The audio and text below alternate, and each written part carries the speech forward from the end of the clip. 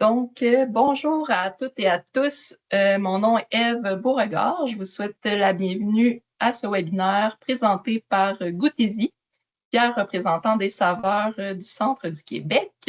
Goûtez-y a pour mission de stimuler la commercialisation des produits agroalimentaires de la région par la promotion et l'accompagnement des entreprises du secteur bioalimentaire de concert avec les partenaires du milieu. Ma collègue Sandra Verrette et moi-même allons animer le webinaire de cet après-midi. Je vous partage quelques petits rappels techniques avant de débuter. D'abord, notez que ce webinaire est enregistré pour en faire bénéficier un maximum de personnes et sera disponible sur notre chaîne YouTube pour une écoute en rediffusion. Pour ceux et celles qui souhaitent activer leur caméra durant le webinaire, vous êtes invités à l'ouvrir. Par contre, pour éviter des sons distrayants durant toute la durée du webinaire, les micros ont été désactivés pour tous les participants. Les micros seront activés aux participants qui voudront poser verbalement leurs questions durant les périodes de questions. À cet effet, nous aurons 2 blocs de questions à la fin de chacune des parties du webinaire. Nous vous demandons d'utiliser la section clavardage ou de lever la main pour vous donner le droit de parole et activer votre micro. Et finalement, notez que les 2 présentations vous seront partagées par courriel dans les jours suivants. Avant de céder la place au présentateur pour le webinaire, on voulait vous faire un bref survol des étapes qui ont été faites au courant du projet pilote Nos aînés mangent local. D'abord, à l'automne dernier, il y a une collecte de données là, qui a été réalisée, là, un formulaire d'environ une quarantaine de questions qui a été transmis aux 65 résidences privées pour aînés du Centre du Québec. Puis ça nous a permis en fait de dresser un portrait et surtout de comprendre certains besoins et enjeux de ces milieux-là et de comprendre le fonctionnement des approvisionnements alimentaires et de la transformation des aliments à l'intérieur des résidences pour aînés. Aujourd'hui, selon les besoins qui ont été nommés dans la collecte d'informations, on vous propose un webinaire en collaboration avec nos collègues du FIUS MCQ, des aliments sains et locaux en résidence pour aînés. Vous aurez des trucs et astuces sans augmenter les coûts. On vous prépare aussi une boîte à outils pour les responsables des résidences pour aînés pour vous aider à votre approvisionnement local. Il y aura des recettes, il y aura des détails sur nos distributeurs régionaux, plusieurs aussi outils utiles pour l'approvisionnement local. Cette boîte à outils-là sera disponible et prête là, pour notre dernière activité qui aura lieu le 5 février prochain, l'activité de réseautage avec les producteurs et les transformateurs de la région. D'ailleurs, cette activité de réseautage-là, vous êtes invité à vous inscrire. Vous avez jusqu'au 29 janvier prochain. Ève, si tu peux changer la diapositive, s'il te plaît. Ce sera aussi pour vous l'occasion de rencontrer et de discuter avec les responsables de l'alimentation des CPE et des garderies qui seront aussi de cette journée de réseautage. Donc, je vais passer, sans plus tarder, je vais vous présenter nos présentateurs de la journée. Pour la première partie du webinaire, élaborer des menus qui répondent aux besoins nutritionnels des aînés, ce sera avec Gabrielle Plamondon, nutritionniste, et Anne-Frédérique Gélina, stagiaire en nutrition à la direction de la santé publique du CIUS. Deuxième partie du webinaire, Jessica Vigneault, nutritionniste, et Patrick Lefebvre, chef cuisinier à la direction de la logistique du CIUS MCQ. Pour la partie standardisation des recettes et substitution de produits, la démarche entamée par le CIUS MCQ. Gabrielle et Anne-Frédérique, je vous cède la parole. Oui, merci beaucoup, Sandra. Vous m'entendez bien? Vous voyez mon écran? Donc, ça me fait vraiment plaisir d'être avec vous cette belle après-midi pour vous parler, en fait, là, justement, comment améliorer la valeur nutritive des menus pour s'assurer là, que ça répond bien là, aux besoins nutritionnels qui sont spécifiques aux personnes aînées. Donc, tout d'abord, les objectifs, là, en fait, de notre partie à Anne-Frédérique et moi de la présentation, c'est vraiment, en fait, de vous sensibiliser, là, justement, aux besoins nutritionnels particuliers aux personnes aînées et des impacts positifs là, que peut avoir une saine alimentation adaptée à leurs besoins sur leur santé, sur leur état de santé. Ce que nous allons vous résumer, là, en fait, ce que Anne-Frédérique va vous résumer dans les prochaines diapositives, puis également prendre connaissance, en fait, vous montrer, là, vous présenter la grille avec les critères que nous utiliserions là, pour faire l'analyse nutritionnelle de vos menus et voir également le genre de modifications que vous pourriez apporter là, pour améliorer la valeur nutritive et rendre le menu, en fait, globalement plus équilibré en respectant là, les grands principes d'une saine alimentation. Donc, pour les enjeux spécifiques, je laisserai la parole à Anne-Frédérique. Oui, bonjour. Bien, bienvenue à tout le monde. Je vais juste me présenter. Là, moi, c'est Anne-Frédérique. Je suis stagiaire en nutrition dans le fond pour un stage en santé publique. Donc, je vais présenter 3 diapositives. Là, la première sur les enjeux spécifiques des personnes aînées par rapport à l'alimentation. Ensuite, quels sont leurs besoins spécifiques et c'est quoi, dans le fond, d'avoir une alimentation adaptée à leurs conditions? Quels sont les impacts positifs? Donc, si on commence avec les enjeux spécifiques, la plupart des aînés, dans le fond, ont une diminution de l'appétit. Vous avez sûrement remarqué là, avec les résidents, qu'en vieillissant, là, il y a des gens qui mangent moins. Donc, c'est certains qui sont plus qu'à risque de dénutrition à ce niveau-là. Également, la perception des saveurs peut diminuer. Donc, des fois, dans le fond, le goût des aliments est moindre, peut être aussi un peu différent. Donc, c'est sûr que ça peut toucher au point 1 aussi de diminution de l'appétit et mettre les personnes âgées là, plus à risque de dénutrition. Également, il va y avoir une diminution de la sensation ou de la perception de la soif.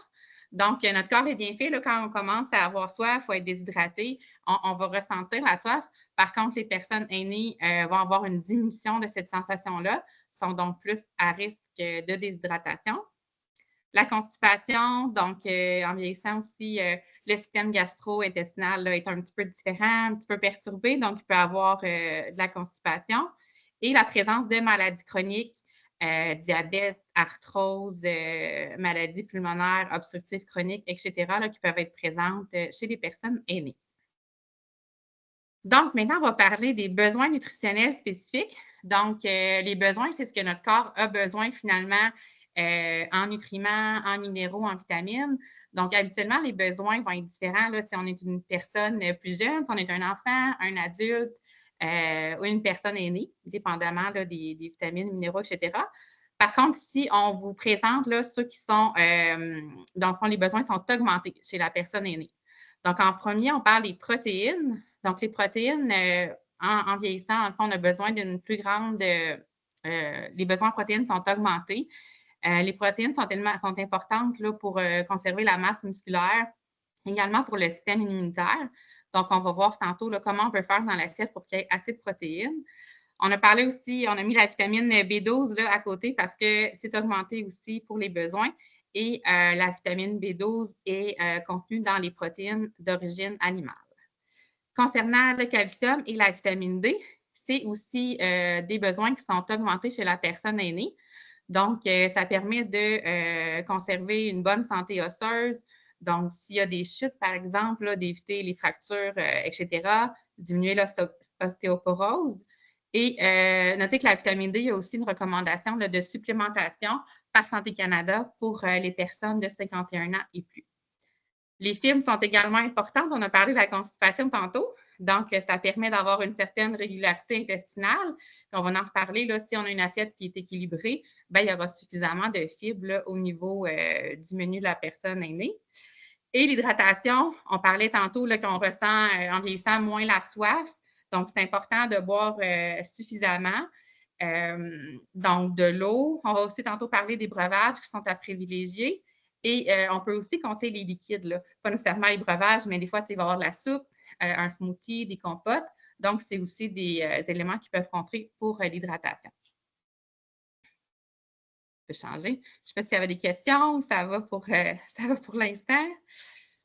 C'est bon. Donc, si je vais parler dans le fond des impacts positifs, si on a une alimentation qui est adaptée aux différents enjeux et besoins dont on a parlé chez la personne âgée, c'est quoi les impacts qui auront lieu? Donc, en premier lieu, c'est sûr quand on va promouvoir les saines habitudes alimentaires, dans le fond, ça va favoriser une bonne gestion des maladies chroniques s'il y en a. Sinon, ça va prévenir les maladies chroniques. Également, ça va prévenir les carences. Donc, on a parlé, entre autres, des protéines ou des besoins qui étaient augmentés de d'autres vitamines, minéraux. Donc, on essaie de prévenir là, les carences de ces différents aspects-là pour favoriser un vieillissement en santé. Au niveau du poids, on va essayer de maintenir un poids santé, mais surtout éviter de freiner ou prévenir une perte pondérale là, qui est souvent associée aux différentes maladies ou à la diminution de l'appétit. Donc, on veut idéalement là, que la personne aînée ne perde pas de poids, surtout quand il va avoir une perte de poids, ça va être une perte de masse musculaire. Donc, on essaie d'éviter ça pour éviter des chutes aussi. Donc, on essaie, je vais comme plus passer à l'autre point, là, maintenir ou rétablir l'état nutritionnel. Donc, essayer de le maintenir, c'est adéquat. Si ce n'est pas adéquat, c'est de le rétablir. Donc, si l'état nutritionnel est inadéquat, c'est sûr qu'il y a des risques ou des symptômes qui peuvent apparaître là, dépendamment des carences. Donc, en ayant une alimentation qui est adaptée à leurs besoins spécifiques, ben, on remet l'état nutritionnel là, qui va être adéquat. On parle aussi d'une alimentation qui est savoureuse, d'avoir du plaisir aussi en mangeant. Donc, c'est sûr qu'il y a des impacts positifs sur le moral, sur la santé mentale. Donc, ça, ce n'est pas à négliger. Et tout ça ensemble, ça fait que ça peut optimiser la qualité de vie de la personne aînée, puis également probablement maintenir l'autonomie qu'elle a déjà. Donc, voilà, je te redonne la parole, Gabrielle. Oui, merci beaucoup, Anne-Frédérique. Ça met très bien la table pour la suite. Donc, ici, en fait, on vous présente l'assiette équilibrée du Guide alimentaire canadien là, qui a été développé par Santé Canada. Que vous reconnaissez peut-être, là, celle-ci, c'est la version adaptée là, pour vraiment respecter les besoins spécifiques là, des personnes aînées dont vient de vous parler là, Anne-Frédérique. En fait, c'est les proportions qui sont un peu différentes là, que l'assiette qui est adaptée pour la population générale. C'est notamment, là, si vous êtes familier avec l'assiette plus générale, c'est notamment les aliments protéinés qui ont une place plus importante. Là, comme Anne-Frédérique l'a mentionné, les besoins sont un petit peu plus élevés là, chez les personnes aînées. Donc, cette assiette-là, c'est vraiment les assises là, qui sont utilisées en fait pour l'analyse de nos menus. En fait, les critères qu'on a établis sont vraiment en harmonie avec cette assiette équilibrée-là. Puis, vous constaterez au fil de ma présentation que nous n'irions pas nécessairement dans le fin détail des ingrédients de chacune des recettes là, pour évaluer les quantités de nutriments par portion, par exemple. Donc, c'est vraiment une analyse générale là, qui sera réalisée pour s'assurer en fait que les menus respectent les grands principes là, d'une saine alimentation, donc en termes de proportion, mais aussi en termes de variété là, dans chacun des groupes d'aliments, puis que l'équilibre là, soit présent dans le menu. Donc, voilà pour l'assiette équilibrée. Je vais faire un survol là, avec vous des critères que nous allons utiliser dans notre grille d'analyse, puis c'est vraiment pour vous donner une idée générale. Puis même, ça va peut-être vous aider à faire déjà des liens avec votre menu actuel, s'il y a des critères que vous remplissez déjà, par exemple. Donc, au niveau des aliments protéinés, vous allez voir, c'est dans le fond les catégories de l'assiette équilibrée qui vont être déclinées dans les critères. Puis ensuite, il va y avoir des critères un petit peu plus généraux. Donc, les aliments protéinés, un des critères, le tiers de l'assiette doit être composé d'une viande ou d'un substitut à chaque repas. Donc, on parle de viande maigre, de volaille, de poisson et de fruits de mer. On parle aussi de tofu, d'autres produits de soya comme des edamame, du tempeh, etc. Tout ce qui est également légumineuses, produits laitiers, boissons de soya enrichies, des œufs. Donc, c'est des aliments là, qui peuvent être intéressants pour amener une variété à vos repas. Ensuite, la répartition des protéines est prévue pour éviter la redondance. Donc, on axe vraiment beaucoup sur la variété. Par exemple, idéalement, on ne veut pas des recettes là, de repas avec du poulet, par exemple, 3 jours d'affilée. Donc, on veut vraiment qu'il y ait un équilibre et une variété. Les charcuteries ou les viandes froides sont rarement servies. Donc, des charcuteries, en fait, font partie de la catégorie des aliments qui sont hautement transformés. Donc, ça veut dire que c'est des aliments qui sont transformés, donc qui apportent une quantité excessive là, de sodium, là, de sel et de gras saturés. Donc, c'est un aliment qui est d'exception, c'est-à-dire un aliment qui est à servir exceptionnellement. Donc, ici, ce qu'on a mentionné, c'est un maximum d'une fois par semaine là, pour ce type d'aliment-là. Je poursuis avec les aliments protéinés. Donc, au moins 2 repas de poisson sont servis à chaque semaine, dont une des deux options, ça doit être du poisson gras, par exemple du saumon, de la truite. Ça peut être aussi du maquereau, des sardines là, qui ne sont pas mentionnées ici. Les poissons gras, en fait, permettent de fournir un apport intéressant là, en acides gras oméga 3, donc les fameux oméga 3 là, qui sont un nutriment essentiel. Ensuite, au moins un repas durant la semaine doit être végétarien, donc servi soit avec du tofu, des légumineuses, ou servi par semaine ou intégré là, dans les recettes traditionnelles. Par exemple, si vous faites déjà un spaghetti, ça peut être de le faire avec une protéine végétale, par exemple, ou de la PVT ou du tofu égrené, ou encore si vous faites des chilis, des choses comme ça pourrait être d'en faire une alternative avec des haricots rouges. Ces aliments protéinés d'origine végétale-là sont intéressants aussi parce que pour 2 raisons, là, pour plusieurs raisons en fait, mais notamment, ça peut contribuer à rendre le repas plus nutritif en augmentant par exemple la quantité de fibres, dont Anne-Frédérique a mentionné que c'était un nutriment important là, pour les personnes aînées. Ça diminue également la quantité de gras saturés, puis du même coup, ça peut contribuer à réduire le coût des recettes. Là. Ça, c'est quelque chose que ma collègue Jessica Vigneault va discuter là, dans la deuxième partie du webinaire. Ensuite, je poursuis avec les critères. Là, le lait ou la boisson de soya enrichie est disponible là, à tous les repas également. Ensuite, on change de catégorie d'aliments dans l'assiette équilibrée. Donc, on passe aux grains entiers. Donc, le tiers de l'assiette doit être composé de féculents. Donc, ça inclut à la fois les produits céréaliers et les pommes de terre, donc à chaque repas. Par produits céréaliers, là, bien sûr, on parle de pain, les pâtes alimentaires comme le spaghetti, macaroni, tout ça. Mais ça inclut aussi tout ce qui est riz, couscous, quinoa, gruau, avoine, là, etc.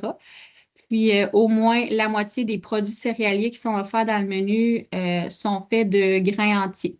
Donc, les grains entiers sont plus intéressants là, au niveau nutritionnel parce qu'ils contiennent, encore une fois, plus de fibres, mais également plus de protéines, plus de certaines vitamines et minéraux que les grains quand ils sont dans leur version raffinée. Donc, c'est pour cette raison-là qu'on essaie de faire privilégier là, tout ce qui est pain de blé entier, pâte de blé entier, riz brun, de l'avoine entière, de l'orge, etc. Il n'y avait pas de questions jusqu'à maintenant. Je change de catégorie d'aliments. Donc, pour ce qui est des légumes et fruits, dans le fond, les critères en lien avec cette catégorie-là, le tiers de l'assiette, là, encore une fois, composé de légumes à chaque repas. Donc, on est vraiment beaucoup axé sur la proportion dans l'assiette. Composé de légumes à chaque repas, puis ça peut être à la fois que c'est intégré dans le repas, par exemple, si la recette, c'est un ragoût, puis il y a de la viande, il y a des légumes, mais ça peut être aussi en accompagnement du repas. Là. Si le repas, c'est une sandwich, ça peut être tout simplement d'avoir une salade là, avec des légumes, des crudités à côté là, pour compléter le repas. Ensuite, au moins 2 variétés différentes de légumes sont offertes à chaque jour. Puis, finalement, des fruits sont disponibles à tous les jours et à tous les repas, que ce soit, là, par exemple, en dessert, en collation, même en accompagnement si vous servez, par exemple, des déjeuners là, à la résidence. Ensuite, dans les autres types de critères, tout ce qui touche les desserts, donc les desserts à base de fruits et ou de produits laitiers ou de grains entiers sont privilégiés. Donc, des exemples bien simples de cela, oui, ça peut être un fruit entier comme une pomme, une banane qui est offert comme dessert, mais ça peut être aussi là, de préparer des salades de fruits, des yogourts, des muffins maison là, avec de la farine de blé entier, des galettes à l'avoine, etc. Ensuite, les desserts maison sont privilégiés et le menu contient peu de produits ultra transformés, donc c'est-à-dire tout ce qui est pâtisserie, du commerce. On parle aussi de chocolat, friandises, les desserts glacés du commerce là, également. Donc, on essaie de privilégier ce qui est cuisiné maison et ce qui n'est pas ultra transformé. Au niveau de la catégorie des boissons, l'eau doit être privilégiée en tout temps. En fait, ça devrait être offert là, à volonté aux résidents. Puis, ça doit être facilement accessible aussi pour eux là, de pouvoir s'en procurer. Oups, pardon.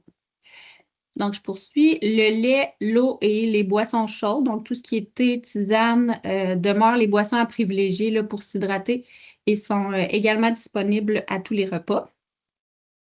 Ensuite, les jus de fruits purs à 100% et les jus de légumes allégés en sodium sont offerts au maximum une fois par jour. Donc, ça pourrait être, par exemple, que c'est des options de breuvage là, que vous offrez seulement au dîner, par exemple. Ça pourrait être une belle option. Ce n'est pas nécessaire non plus là, de les offrir. Puis, finalement, aucune boisson gazeuse, boisson énergisante, cocktail de fruits ou boisson de fruits n'est offerte. Donc, en fait, ici, cocktail de fruits et boisson aux fruits. Puis, il y a aussi une autre nomenclature qu'on voit souvent, punch aux fruits. La différence entre ce type de boisson-là et les jus de fruits purs à 100%, c'est qu'au lieu d'être fait vraiment à partir de vrais jus faits à base de vrais fruits, c'est vraiment plutôt des boissons qui sont faites avec de l'eau et du sucre, là, simplement. Donc, voilà pour les boissons. Puis ici, quelques petits critères peut-être un petit peu plus généraux là, sur le menu. Puis c'est la dernière diapositive sur les critères. Donc, ensuite, c'est les collations. Donc, au niveau du menu cyclique, justement, un menu cyclique est planifié et respecté. Donc, ça, c'est vraiment pour s'assurer qu'il y a une certaine planification derrière, puis que ce ne soit pas nécessairement de l'improvisation à chaque jour, bien qu'il y ait toujours de la place là, pour une certaine flexibilité. Les aliments sont apprêtés de façon savoureuse et attrayante en harmonisant les saveurs ainsi qu'en agençant les couleurs, les textures et les formes. Donc, par exemple, ça peut être moins intéressant pour les résidents là, s'ils se font servir, là, je donne un exemple beige, là, du riz blanc, par exemple, comme produit céréalier avec du poulet, puis du chou-fleur en accompagnement de tout ça. Là, c'est pas super attrayant, là, ces couleurs-là dans l'assiette. Donc, on veut vraiment que les repas restent attrayants et savoureux, comme le dit Anne-Frédérique. Là, on veut que le plaisir de manger demeure en tout temps pour les résidents. Ensuite, les recettes maison sont privilégiées et le menu contient peu de produits ultra transformés. Donc, tout ce qui est aliments frits, panés, croustilles également, pâtes feuilletées, des repas à base de pâtes feuilletées. Donc, on essaie de limiter là, ces produits-là. Finalement, au niveau des collations, donc la plupart des collations contiennent un fruit, un légume ou un produit céréalier, ainsi qu'une source de protéines. Donc, en fait, avoir ces deux types d'aliments-là, ça permet d'avoir une collation qui est équilibrée, qui est nutritive également. Une source de protéines, là, par exemple, pour la collation, ça pourrait être tout simplement un yogourt, un morceau de fromage, des noix, un verre de lait, là, etc. Ici, là, je ne veux pas vous faire peur, là. C'est simplement pour vous la montrer à quoi ressemble la grille que nous allons utiliser là, pour analyser les menus, avec vraiment tous les critères là, que je vous ai présentés précédemment. Donc, c'est 2 pages comme ça. Puis vous voyez en fait là, que ce qui est intéressant, le niveau d'atteinte des critères, là, ça peut être oui, partiellement ou non, avec une petite colonne là, pour les explications en lien avec le critère. Donc, vous pouvez voir en fait que le but, c'est vraiment pas que vous changiez tout le menu, là, tous les menus actuels, là. L'objectif, ça sera vraiment d'aller cibler les modifications, s'il y en a à faire, les modifications qui vont avoir le plus de retombées, là, en fait, le plus d'impact positif sur votre clientèle en vous faisant idéalement au maximum 3-4 recommandations. Donc, puis la grille, en fait, ce qui est intéressant, là, c'est que vous pouvez voir les critères qui sont déjà atteints. Donc, ça nous permet de mettre en lumière aussi ce qui est déjà intéressant dans votre menu actuel, là, dans le fond, les points qui sont positifs. Puis, c'est pas exclu non plus là, pour certaines résidences là, pour laquelle nous fassions l'analyse nutritionnelle, que le menu est déjà vraiment très bien, là, puis que nous faisions essentiellement ressortir des points positifs. Là, ça, c'est pas exclu non plus. Puis ça vous permet aussi de vous faire une petite tape sur l'épaule là, si c'est le cas. Donc, c'est pour ça qu'on voulait vous la présenter rapidement, de quoi elle a l'air.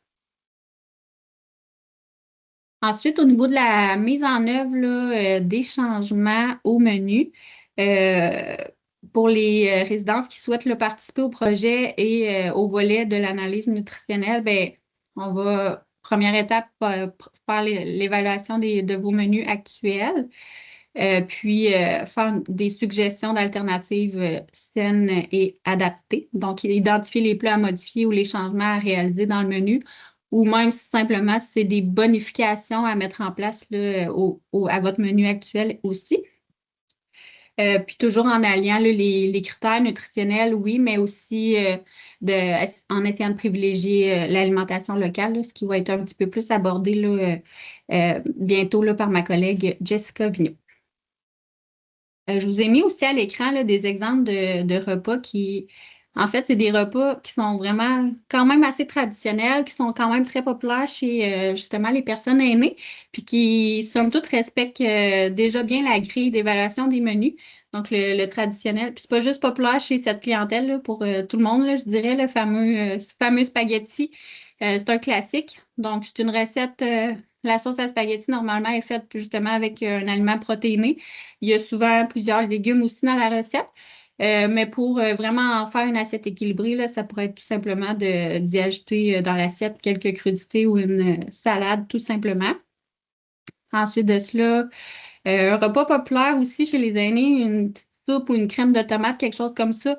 Il y a moyen de venir la bonifier avec, par exemple, un sandwich avec une protéine. Je pense qu'ici, c'est du thon, si je ne me trompe pas, avec quelques légumes, un aliment à grains entiers, un pain de blé entier, par exemple, puis on a un repas équilibré.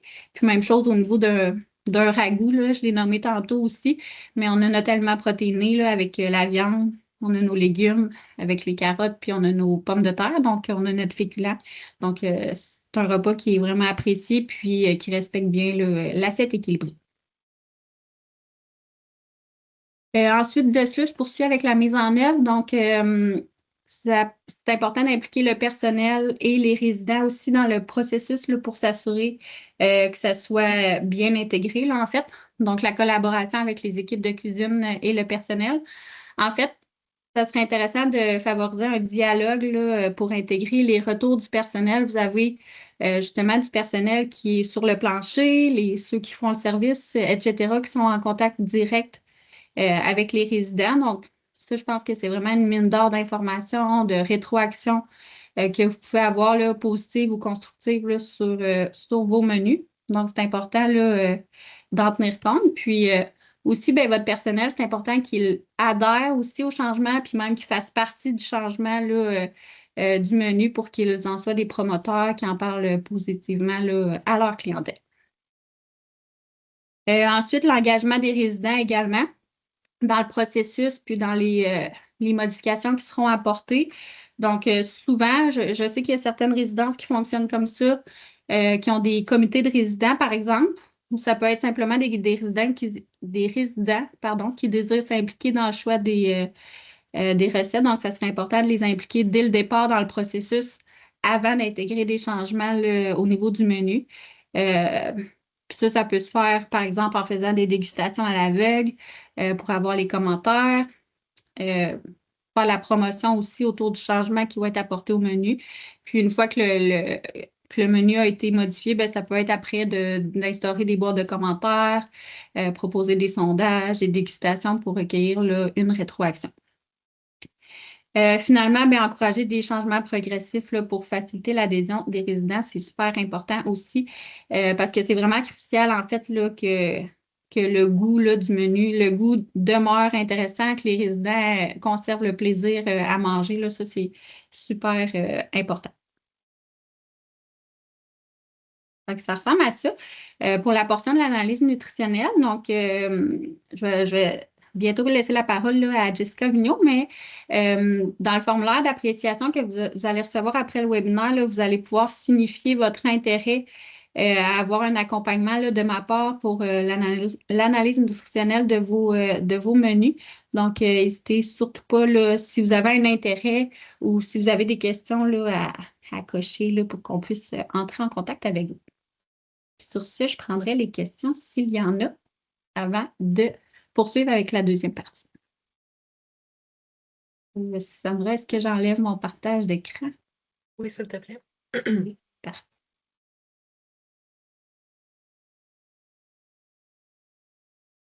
On n'a pas de questions dans le clavardage. Est-ce qu'on a des mains levées? Tout semble, semble beau. Ça a été clair? On va peut-être laisser quelques petites minutes. Jessica, votre collègue vous félicite. Merci, Jess.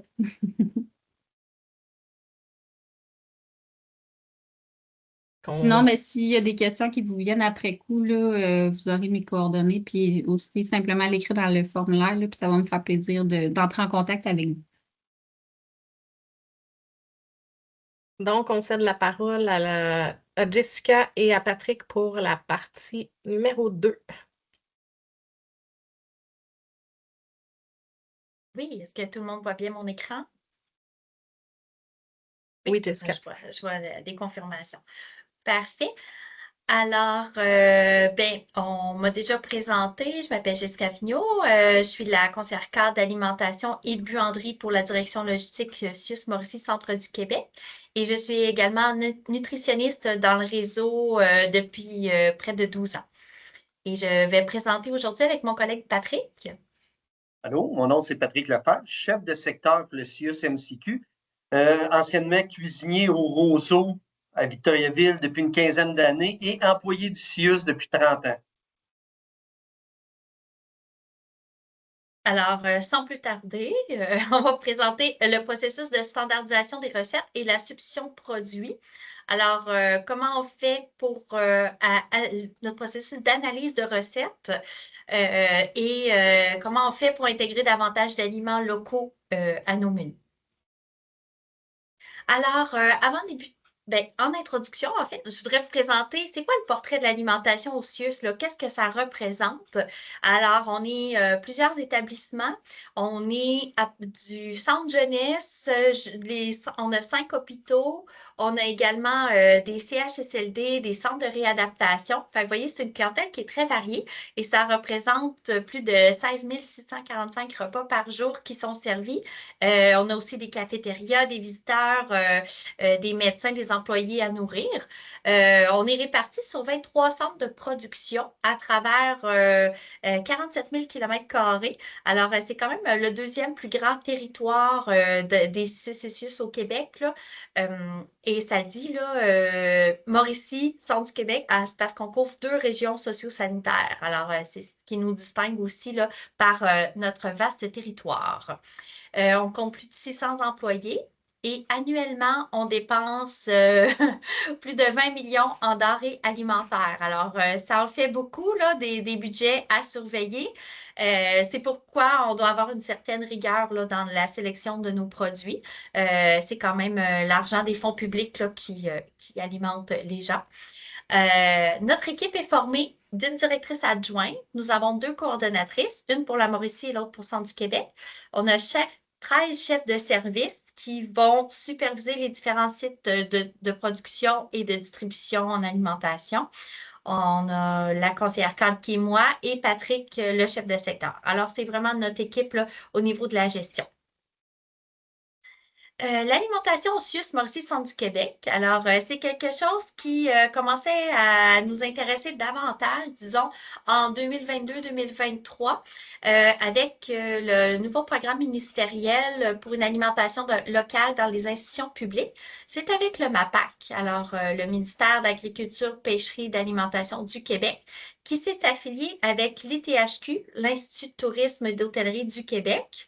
Alors, il y avait un programme d'accompagnement qui était totalement gratuit pour toutes les institutions publiques et qui visait à ce que tous se dotent d'une cible d'achat d'aliments locaux suite à la participation au programme. Alors, en quoi ça consistait, en fait? C'est de dire, ben, nos 23 centres de production, répertorier tous nos rapports de consommation, tout ce qu'on peut acheter sur une période de 12 mois. Alors, de tous nos fournisseurs, alors de la boulangerie, la viande, les légumes, les produits, les denrées secs, la congélation, etc., les boissons, les machines distributrices, tout ce qu'on avait en termes de répertorier tous les produits avec les formats, les quantités d'achat, la provenance des produits, les codes fournisseurs. Et c'est vraiment les THQ qui ont procédé à la quantification de tout ça afin de déterminer notre pourcentage d'aliments du Québec. Alors, on était très fiers parce qu'on a obtenu le pourcentage de 57 de denrées alimentaires soit produits ou emballés au Québec, des aliments d'origine québécoise. Donc, on était très satisfait de cette cible-là, mais l'objectif, c'est toujours de s'améliorer et de poursuivre le progrès. Et en 2023, lorsqu'on avait eu notre résultat, on s'était établi une cible d'augmentation de 2 ce qui, à l'époque, représentait 200 000 là, en termes de valeur monétaire. Et il faut dire que, comme je l'ai mentionné précédemment, on est un organisme public. Alors, on ne peut pas cogner à la porte des producteurs locaux comme on veut, faire nos achats, aller nous-mêmes à l'épicerie, établir des liens, dire moi, j'aime vraiment tel type de biscuit, donc je décide d'en acheter pour le CIUS. On est obligé de respecter la loi sur les contrats des organismes publics, la LCOP, et de faire affaire avec le Centre d'acquisition gouvernementale qui est le CAG. Et le CIUS Mauricie-Centre-du-Québec, on fait partie de la région de l'Est, c'est-à-dire qu'on est regroupé avec d'autres CCCIUS pour faire nos achats et nos négociations. Donc, on doit fonctionner avec le Bas-Saint-Laurent, Chaudière-Appalaches, la capitale nationale, et une partie de la Gaspésie. Fait qu'on est regroupé avec eux. Puis, avec eux, on mandate des critères. Par exemple, on va marquer riz blanc, long, étuvé. C'est ça la description. Mais on ne peut pas choisir la marque du riz qu'on va avoir. Fait que c'est vraiment à partir des critères qu'on a définis. Il y a différentes compagnies qui vont appliquer là-dessus, puis ils vont nous offrir des produits. Puis c'est le plus bas soumissionnaire qui l'emporte. Alors, comme je l'ai mentionné, on avait 20 millions de denrées alimentaires, ce qui fait que la grosseur du CIUS, le nombre de repas servis, fait qu'on dépasse très, très, très rapidement notre seuil d'appel d'offres. Notre seuil d'appel d'offres est de 133 800 $ et depuis le 1er décembre, avec l'arrivée de Santé Québec, pour ceux qui suivent l'actualité, notre seuil d'appel d'offres est réduit à 33 400 $. Alors, ce qui fait que c'est très difficile de faire des approches territoriales avec des entreprises et de personnaliser le tout parce que, je vous donne l'exemple, avec des oignons cubes, on en achète annuellement pour 1,2 million. Fait que je ne peux pas aller cogner à la porte d'à côté pour dire je vais acheter des oignons. Voyez-vous, 1,2 million, je suis au-delà de 33 400 $. Donc, je n'ai pas le choix de passer par un appel d'offres et que ce soit le plus bas soumissionnaire qui l'emporte, entre autres. Fait que vous voyez, une catégorie d'aliments qui ça ne fait pas tout mon menu, là. C'est vraiment très spécifique, là, les oignons, là, mais voyez la portée que ça peut avoir d'être aussi gros, aussi nombreux sur un même territoire. Alors, présentement, sachez qu'il est non permis d'imposer un pourcentage d'aliments du Québec là, sur nos contrats. On ne peut pas dire fruits et légumes frais, préparés, fruits et légumes congelés, surgelés. Je souhaite que ce soit des aliments du Québec uniquement parce que ça restreint trop la concurrence et on pourrait avoir des réprimandes au niveau de l'autorité des marchés publics. Et ce qui fait en sorte que le plus bas soumissionnaire, ça veut souvent dire des marques nationales. Fait que c'est souvent ça qu'on va avoir sur nos contrats. Malheureusement, ça ne veut pas dire que ce n'est pas des bons produits, mais si on pense à notre économie locale et où on veut encourager les maraîchers, les petites entreprises québécoises qui sont en émergence, ben c'est difficile de le faire là, à la hauteur de ce qu'on aimerait. Et lorsqu'on a des quantités au contrat, c'est-à-dire des quantités qui sont déjà mandatées. Si on a dit que, je ne sais pas, on achetait pour 1,2 million d'oignons, je reprends cet exemple-là, ben, on ne peut pas dire oh, ben, on va changer de produit puis pas acheter la bonne quantité pour laquelle on s'était engagé initialement au contrat. Donc, très important de respecter le tout.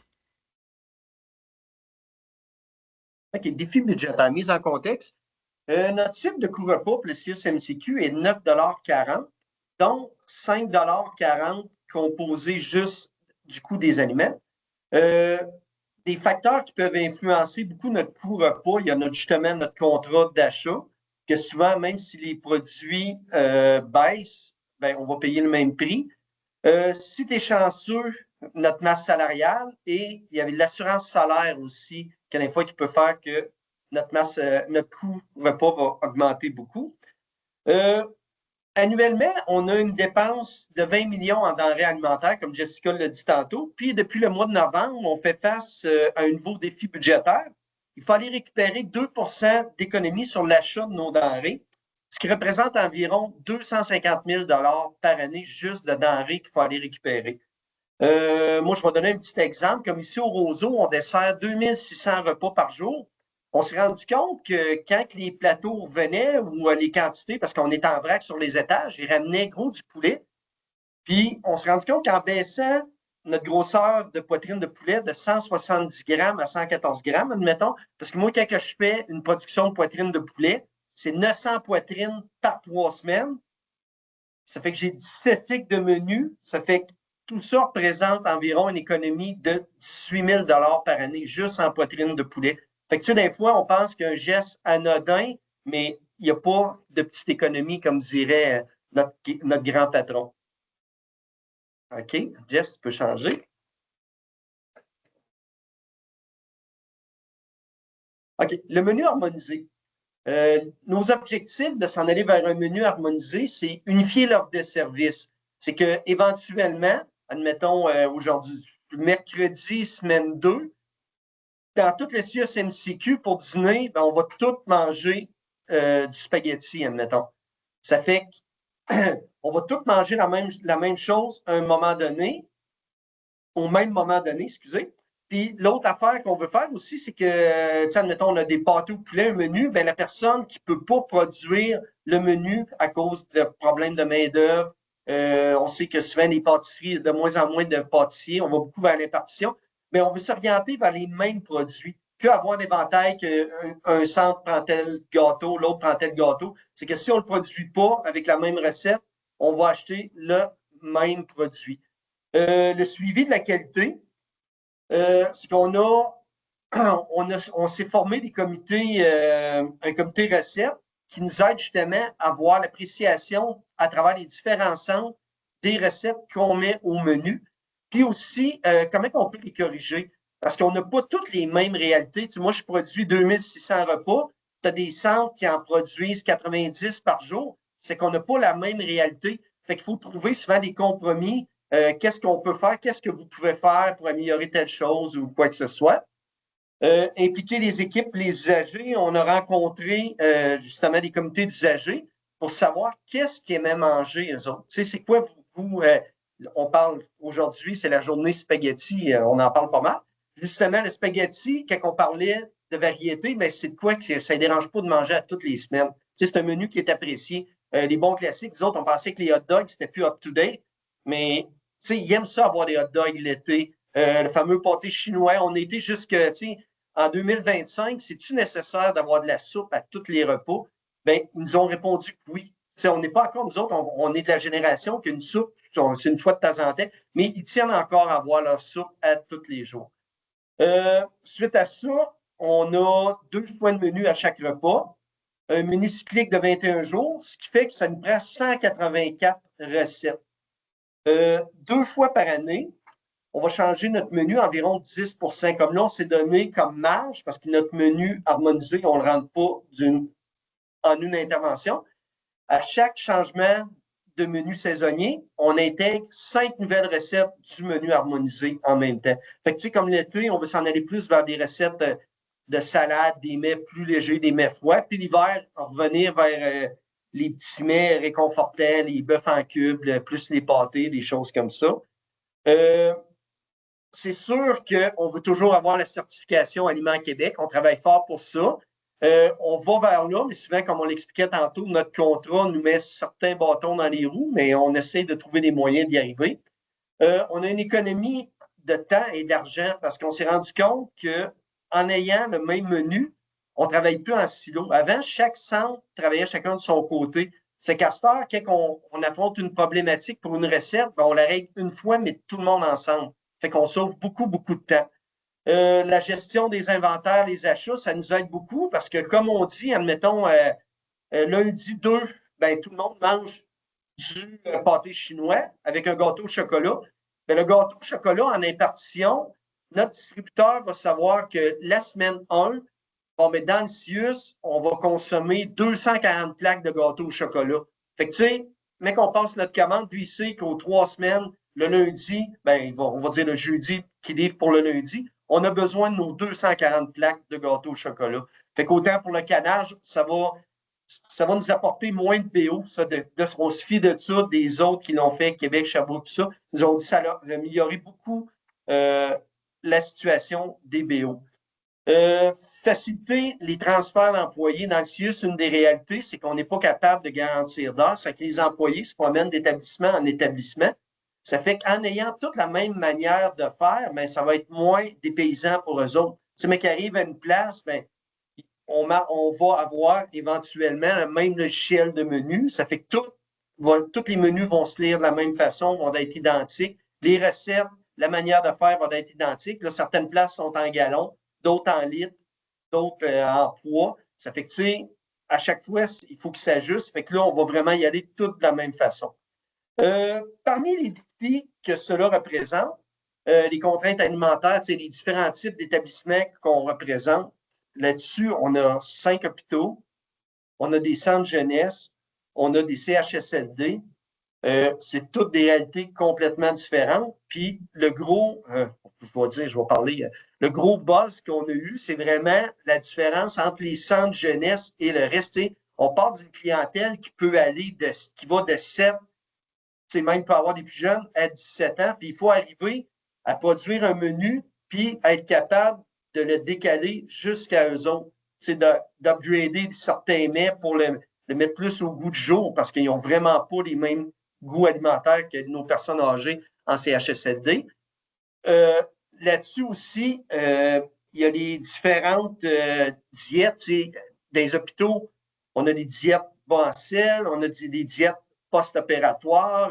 C'est quand on fait notre recette, il faut trouver des équivalents pour bas en sel. Il faut décaler, vraiment avoir un gros inventaire.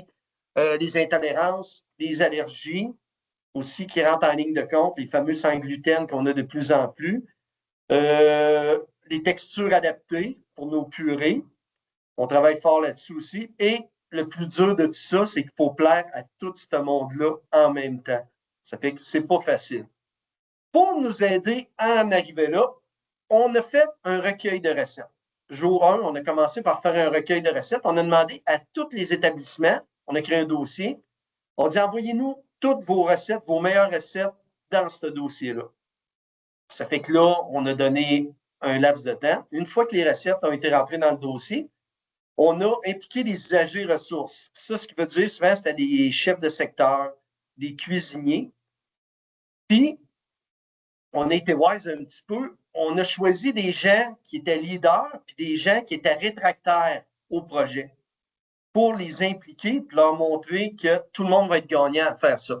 Ça fait qu'avec les cuisiniers qu'on a amenés, ben, on avait l'expertise du plancher qui nous disait que telle recette, admettons, il y a beaucoup de manipulation dans un centre de 30 résidents où ce que tu as un cuisinier, ça va être difficile à adapter, tandis qu'il fallait respecter la réalité de tout le monde.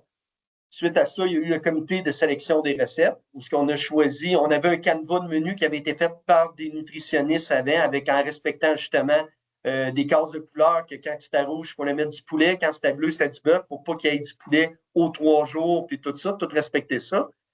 Une fois que tout ça a été fait, ben là, on a mis des recettes dans toutes nos cases. Fait que notre menu, il est final, mais pas finalisé. après ça, on a eu l'idée de faire un concours des grands classiques.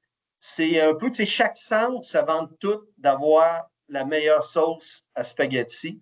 Tout le monde a la meilleure recette de pâté au poulet, puis surtout la meilleure recette de tarte au sucre. Puis on a décidé d'intégrer le bœuf bourguignon.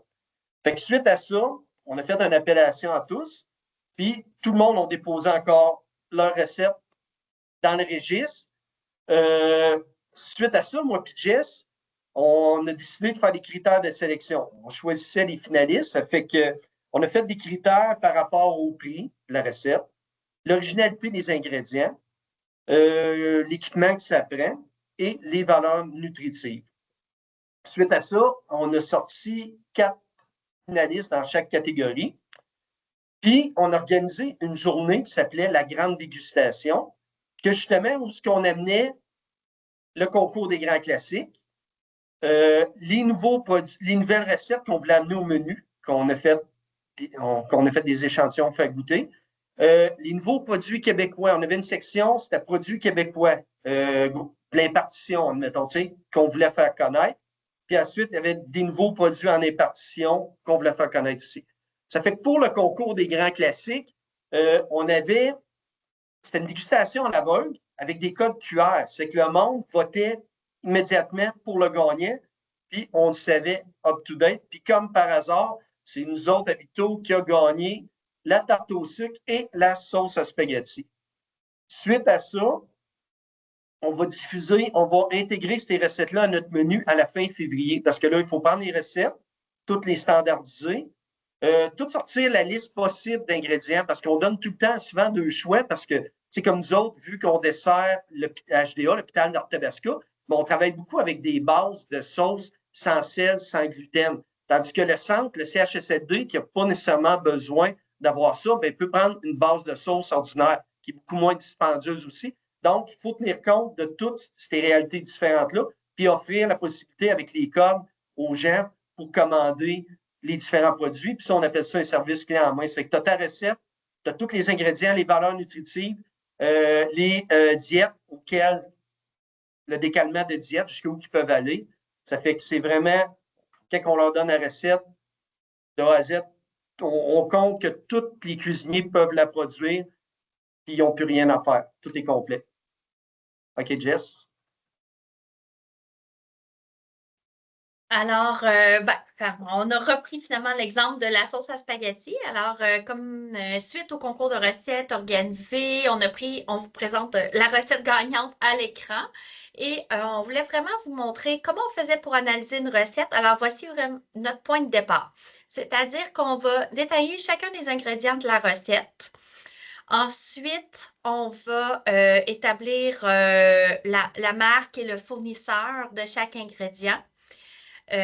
Habituellement, là, je vous l'ai enlevé là, parce que ce n'était pas requis pour aujourd'hui, mais le code de commande pour chacun des produits, normalement, ça figure là, dans nos tableaux. Ensuite, on essaie d'identifier tout ce qui est ADQ, c'est Aliments du Québec. Alors, pour ce faire, soit qu'on valide directement sur l'emballage, on peut aller sur le site Internet ou on utilise le RAC, qui est le répertoire des aliments du Québec, pour s'assurer de la provenance de chacun de nos ingrédients. On va aussi identifier le format d'achat, le prix, la quantité de chaque ingrédient qui est utilisé pour la recette, le poids que représente chacun des ingrédients pour la recette, pour avoir le poids total de notre recette. Parce que c'est vraiment le poids total de notre recette, parce qu'on va prendre le poids des aliments du Québec. Voyez-vous, il est identifié en vert. Puis, on va diviser par le poids total de la recette fois 100, ce qui va nous donner finalement le pourcentage d'aliments du Québec de chacune de nos recettes.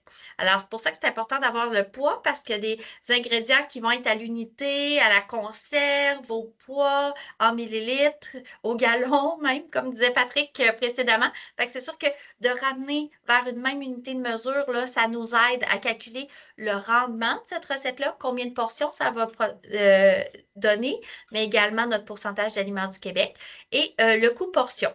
Voyez-vous, le coût portion, je l'ai détaillé pour les premiers ingrédients, lesquels on va s'attarder aujourd'hui pour l'exercice.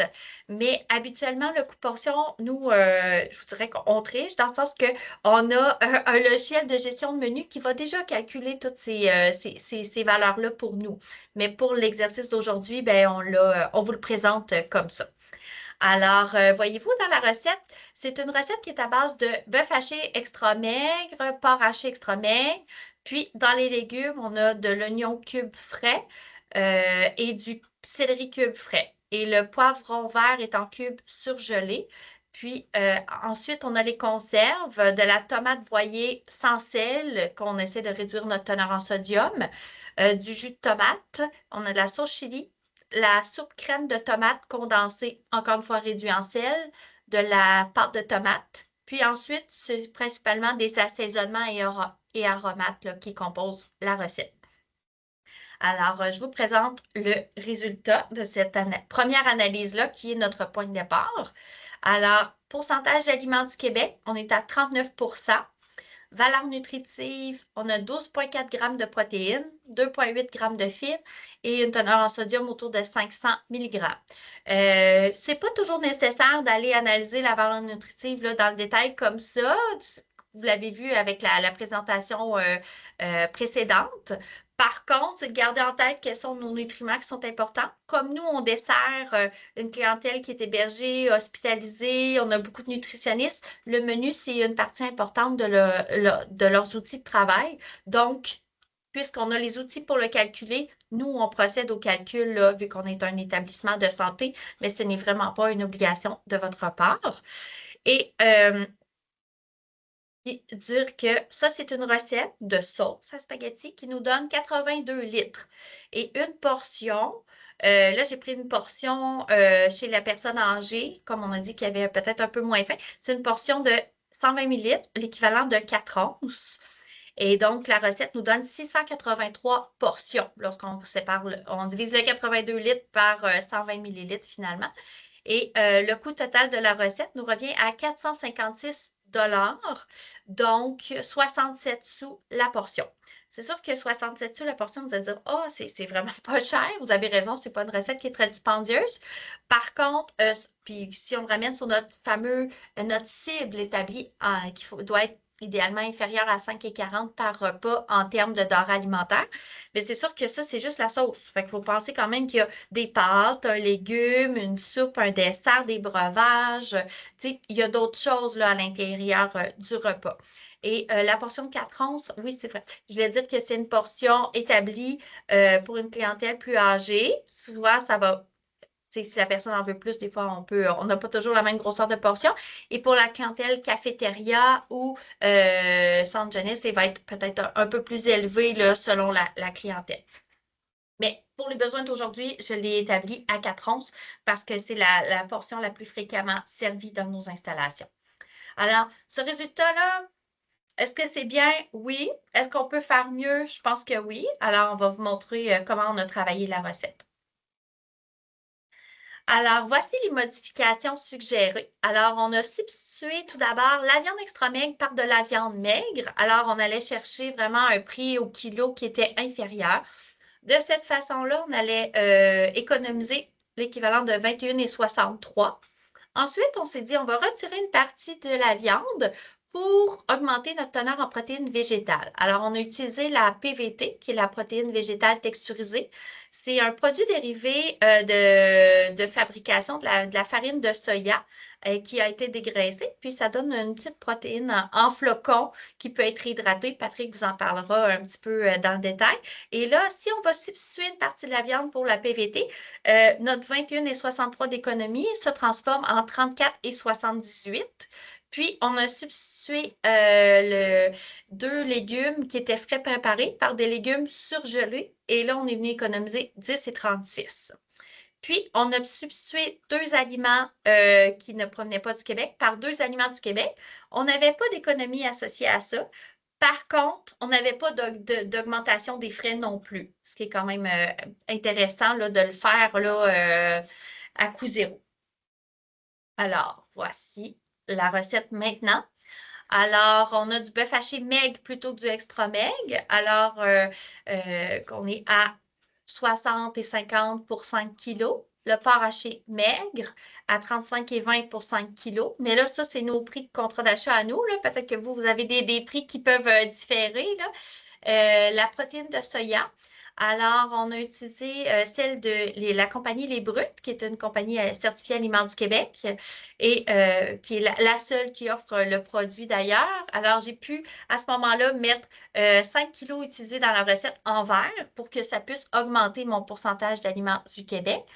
Les oignons cubes surgelés plutôt que des frais par la marque Arctic Garden chez Collabor, qui était aussi un aliment du Québec. Alors, j'ai pu le mettre en verre et j'ai substitué mon céleri cube surgelé par frais par du surgelé, pardon, avec la marque Bonduelle Arctic Garden et j'ai pu le mettre dans mes aliments du Québec également. Puis, dans les autres produits que j'ai changés, j'avais du jus de tomate de la marque Heinz que j'ai changé pour le Furley, qui était également disponible chez mon distributeur à contrat qui est Collabor. Et à ce moment-là, j'ai pu le mettre en verre également pour augmenter ma teneur, mon pourcentage d'aliments du Québec. Alors, puis les autres ingrédients, ils n'ont pas été changés dans la recette. Alors, voici le résultat final. Donc, j'ai un pourcentage d'aliments du Québec à 53 %. Alors, c'est bien parce qu'on a quand même gagné 14 % en termes de la recette. On l'a dit tantôt, l'objectif CIUS Mauricie Santé Québec était plus autour de 60 %. Est-ce que je suis arrivée à mon objectif? Peut-être que je devrais retravailler encore la recette, mais c'est pour vous montrer vraiment le processus. En termes de valeur nutritive, on a augmenté les protéines de 2,2 grammes. Mes fibres, j'ai augmenté de 1,3 grammes. Alors, ce qui sont quand même deux nutriments intéressants pour la personne âgée qu'on a mentionné tout à l'heure. Le sodium est resté le même. Et le rendement de 82 litres, le même nombre de portions qui est produit. Par contre, mon coût de revient est de 411 $. Et ce qui fait que j'ai diminué de 10 % le coût de ma recette en économisant 45 $. Bon, là, vous me dites 45 $, bon, c'est pas une si grosse économie que ça, c'est sûr. J'ai diminué, au lieu de 67 sous la portion, je suis rendue à 60 sous la portion. 7 sous la portion, c'est sûr que c'est pas astronomique comme économie. Par contre, si on fait le calcul, par exemple, si j'ai 100 personnes à nourrir, fois 3 repas par jour, fois 365 jours par année, je peux quand même aller chercher autour de 7 400 $ si jamais je fais l'exercice comme ça pour toutes mes recettes. Fait que c'est vraiment en travaillant chacune des recettes qu'on peut arriver à une économie plus importante, là, quand on le regarde dans sa globalité. OK. Avant de passer aux recommandations, je veux juste revenir sur la journée de la grande dégustation. J'ai oublié de dire, comme d'habitude, je n'ai pas suivi mes notes. C'est une journée où on avait invité une vingtaine de personnes. Il y avait des usagers ressources, il y avait un médecin, des nutritionnistes, des cuisiniers, puis des chefs de service. Ça fait qu'on avait un éventail de personnes vraiment large pour juger les recettes, tout ça. OK. Bon, OK, nos recommandations. Avec le menu, c'est on voulait réduire la production avec des sous-recettes. C'est qu'idéalement, comme quand on produit notre sauce à spaghetti, on essaie d'en faire plus puis d'en garder une partie pour repasser dans notre lasagne. Ma sauce aux lentilles devient ma lasagne végé, entre autres. Je l'étire aussi. Mon poulet à la reine, moi, je le pimpe un peu. Je rajoute des fusillés, du pesto, des grosses tomates, puis ça me fait des fusillés pâte poulet pesto. Fait que de la même recette, j'ai refait une base pour une autre recette. Ça fait qu'une manipulation peut me faire deux recettes souvent. Ça fait que j'essaie de gagner du temps comme ça. Réutiliser les mêmes ingrédients dans plus d'une recette, c'est que là, on a intégré des soupes taille. Donc, un nouvel ingrédient, le lait de coco. Étant donné qu'on produit de la soupe une fois 3 semaines, ben, tu sais, les petits centres qui ont déjà ouvert leur canne, ben, on veut leur donner la possibilité de la repasser ailleurs, souvent des desserts. On peut réintégrer le lait de coco à nos desserts. Éliminer le gaspillage alimentaire, c'est qu'on contrôle mieux nos restes. Aussi, tout ce qu'on ne consomme pas ou les restes qui reviennent des étages, on le donne à la tablée des chefs. Réduire l'espace d'entreposage, justement, en commandant moins de produits puis en utilisant les produits qu'on commande plus qu'une fois. Arrondir les quantités au format d'achat, ça, c'est que, tu sais, si plus visé vers le 3 semaines au lieu d'y aller vers le gros format qui va t'étendre longtemps ou souvent qui va perdre de qualité.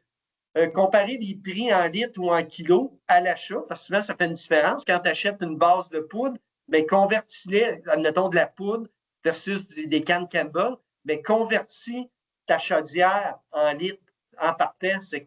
Au début, tu ne vois pas une grosse différence, mais ta chaudière, admettons, de consommer d'asperges, va te donner peut-être un rendement de 60 litres de consommer, tandis que ton Campbell, c'est 12 points, 1,36 litres. Fait qu'au prix d'achat, il n'y a pas une grosse différence. Mais quand tu regardes l'ensemble, tu es gagnant d'aller vers la poudre. Aussi, quand on marche en litres, mais j'aime beaucoup marcher en poids. Tu sais, nos pâtés, on faisait nos pâtés en litres, mais on contrôle beaucoup mieux nos recettes à se faire depuis qu'on y va en poids. C'est chaque pâté est pesé individuellement. Ça fait qu'on met la même quantité et on a un meilleur contrôle.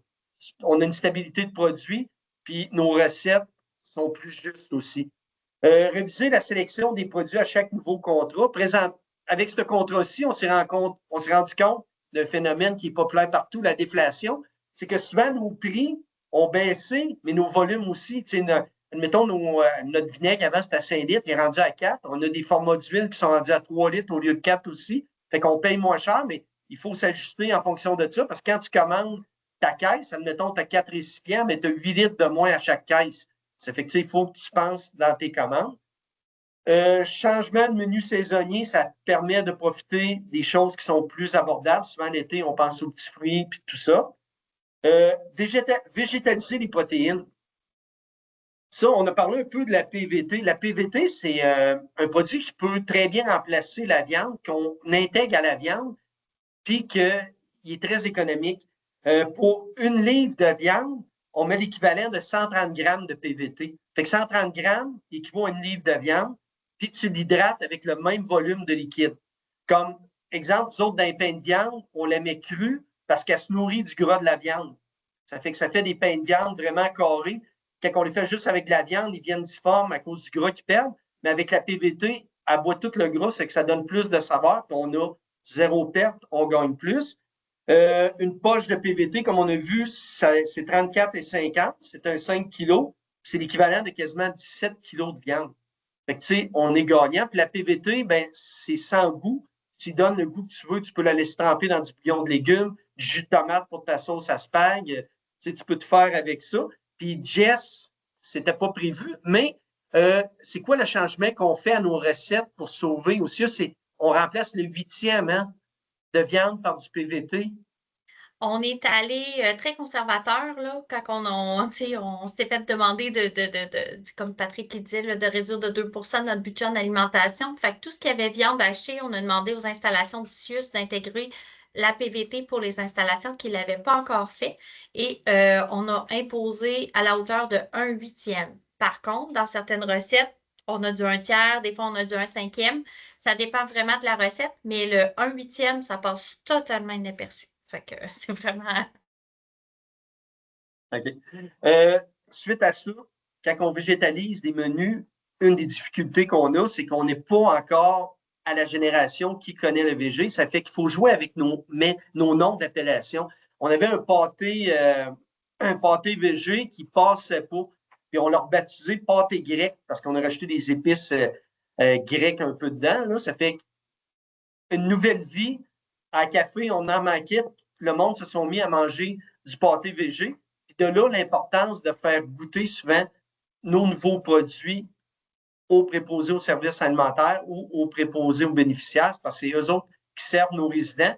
Et souvent, s'ils lisent le mot entier, mais ils n'ont jamais goûté, on a un chili à PVT complètement végétarien que tout le monde adore. Puis au début, c'était non, pas de chili végétarien, mais on l'a fait goûter à tout le monde qui se sont rendus compte que c'est vrai, la PVT, ça n'a pas grand goût, ça goûte qu'est-ce qu'on lui donne. Fait que ça a été très apprécié. Impliquer les agents multiplicateurs, promotion des nouveautés au menu. Comme j'ai dit, des fois, une tarte, si on veut amener un nouveau produit, ben, on peut la couper juste en échantillon pour donner un petit cup ou un petit morceau pour que tout le monde y goûte comme ça, mais que le résident demande qu'est-ce qu'il y a là-dedans ou tout. Souvent, nos préposés ou les gens qui les servent vont savoir en quoi comporte la recette. Identifier les aliments du Québec aussi, parce qu'on se rend compte, une des bonnes choses de la COVID, c'est que ça nous a rapprochés beaucoup de manger québécois. Fait que souvent, quand on a été avec des aliments du Québec, puis on dit, ben le monde sont plus portés à prendre ce mets-là ou faire un tournant vers cette recette-là. OK, Jess, on peut changer le diapo.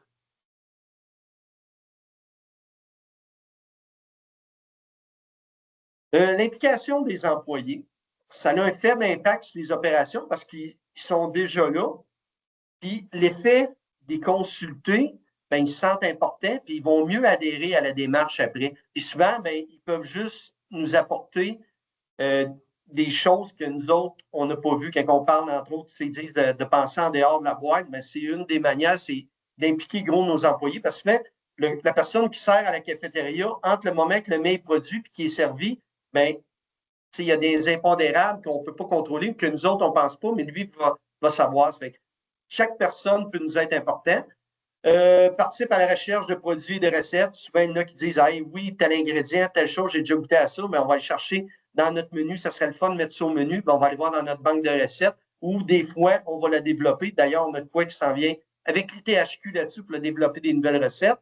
Nos institutions mangent local. Ça, c'est justement, ça, c'est notre croustade aux pommes céréales, mon préposé à cafétéria.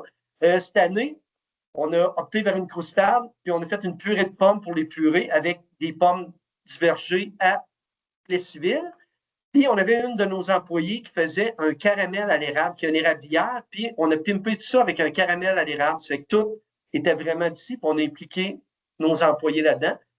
Et tout ça fait que quand tu es consulté, tu participes à un projet, mais tu es plus porté à être fier du résultat. Puis ça a un impact positif vraiment sur tout le monde. Puis c'est un meilleur engagement au travail. Puis à la suite, quand tu apportes des changements, ben les gens vont être moins rétractaires parce qu'ils voient que comment que ça s'est passé, que ça s'est bien passé, puis qu'on prend la peine de les consulter puis de cheminer avec eux autres. Fait que je pense que l'implication des employés, c'est une très, très grosse étape dans peu importe les changements qu'on fait. Fait que je vous remercie beaucoup. C'était tout pour moi. Oui, alors on va être prêt pour si vous avez des questions. Oui, c'est ça. N'hésitez pas à lever la main. Il y a l'onglet, il y a l'icône que vous pouvez cliquer. Je pourrais activer vos micros. Puis autrement, il y a le clavardage. Vous pouvez écrire vos questions. À l'instant même, là, je vais mettre le lien du répertoire des aliments québécois dont Jessica a fait mention durant sa partie. Puis en attendant qu'il y ait peut-être des questions qui vont venir en cours de route, mais moi, j'en aurais pour toi, Jessica et Patrick. Si tu peux revenir à ta diapo, là, justement, de la fameuse recette de sauce à spaghetti améliorée. D'ailleurs, j'ai remarqué que vous auriez un pourcentage d'aliments québécois plus élevé parce que la cassonade lentique de mémoire, c'est reconnu aliment du Québec. Si je me trompe pas, en tout cas, jusqu'à preuve du contraire, mais je pense que l'antique, c'est bien québécois. Puis, ben, j'étais curieuse de savoir, là, ben, la protéine de soya, effectivement, les brutes, je pense que c'est un nouveau partenariat que vous avez créé récemment. Non, on est en démarche. Fait que C'est ça, juste ok. C'est bon, parfait. on est avec Agrofusion, qui est emballé seulement à Montréal. OK, c'est bon. Sauf que, ouais, effectivement, les brutes, c'est une entreprise québécoise qui se font accompagner en ce moment pour offrir ce produit qui n'est pas encore disponible avec l'authentification Aliments du Québec, mais c'est à venir, mais c'est super de l'identifier dès maintenant pour l'ajouter à votre recette. Super. Moi, sinon, ben, puisqu'il reste encore, j'aurais peut-être une dernière question. Là. Je me mets, mettons, à la place d'une résidence là, pour personnes aînées. Ça serait quoi que vous pourriez leur recommander de premiers petits pas vers une démarche où ils intégreraient davantage d'aliments locaux dans leur menu? Quel premier petit pas vous suggéreriez? Si je peux me permettre, moi, ce que je propose en premier lieu, c'est peut-être de cibler une première catégorie d'aliments. sais, si on ne veut pas y aller at large, sur tout notre menu, commencer à analyser tout ça, la provenance, c'est soit y aller dire, je vais identifier mes fruits et légumes, mes produits laitiers, ma boulangerie, les desserts, les viandes. Il y a vraiment une catégorie d'aliments à la fois pour essayer de cibler qu'est-ce qui vient du Québec parmi les produits que j'utilise ou quels sont mes distributeurs à contrat ou à proximité. Comment essayer de le décortiquer là, par catégorie, là, ça va être beaucoup plus facilitant et moins fastidieux comme tâche, là. Ah, c'est une bonne suggestion, merci. Donc, est-ce qu'on aurait des questions dans le groupe? C'est votre chance. Mais c'était super intéressant. Merci beaucoup, Anne-Frédérique, Gabrielle, pour votre portion là, sur les valeurs nutritionnelles à une clientèle aînée. C'était super pertinent. Et merci beaucoup aussi, Jessica Vigneault, Patrick Lefebvre, votre portion, tout votre processus derrière le menu harmonisé, là, c'est super inspirant. Puis la journée de dégustation à l'aveugle, là, j'aurais aimé ça être là. Ça, ça a dû être intéressant.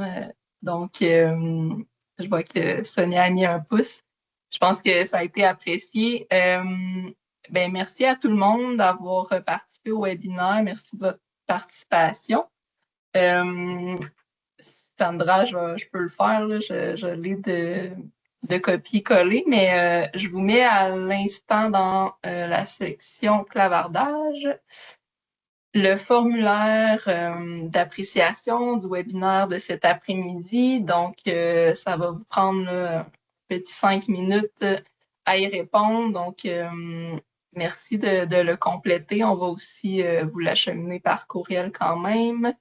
Et si vous avez des questions, commentaires, n'hésitez pas à nous écrire à l'adresse courriel info@goutesi.com. Je vais mettre aussi l'adresse courriel dans la section clavardage si vous voulez nous écrire.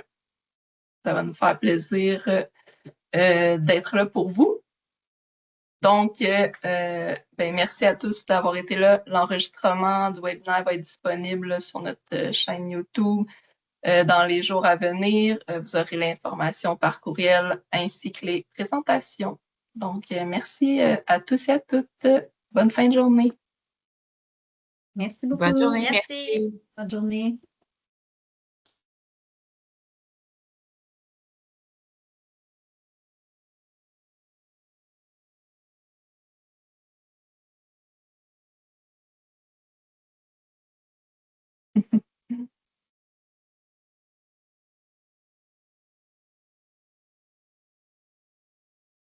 Est-ce qu'on peut quitter? Je pense que ça serait bien.